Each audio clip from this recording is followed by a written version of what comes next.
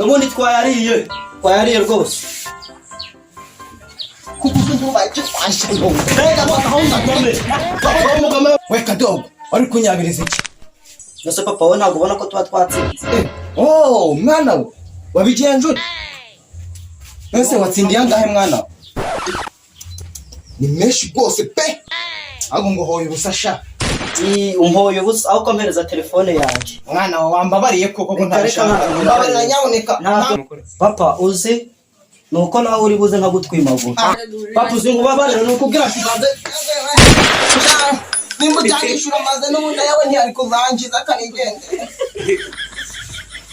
Aho ukorekane hamagarira ishumi yanje iri nyakabwende nyibwire ko natsindiye telefone ya 5. Allo? Bimeze bite man? Mani wari ubizi ko natsindiye telefone y'ibihumbi 5. Samusundi y'ibihumbi 5. Wari ubizi wowe? Iyi miss man umuntu yari. Wowe hagume ndaje magusanje. Ntari wasi.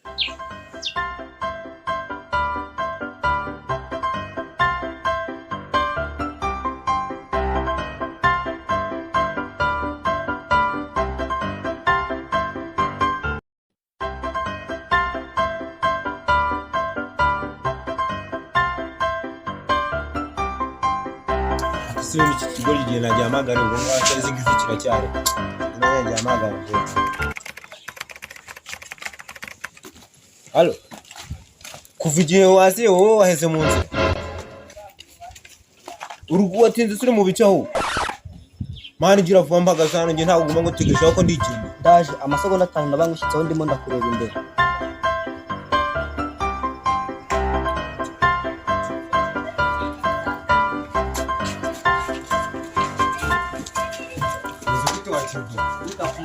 Ariko nkaho ubundi kurikira twe igihe wahereye umbwira ngo uraje ubundi wari waheze he ndaguca amande y'ibihumbi 10. Amande y'ibihumbi 10 se nawe nakubwiye nariye si ibihuha. Wowe igihe nahereye mpagaze hano ayo mande y'ibihumbi 10 ntayaguciye ubundi nabankoze iki? Amande y'ibihumbi 10. Cumita amaboko mu ikarashyushye wanturo. Sinduka gucyo nigenda gutegerereje reka nze nkwereke.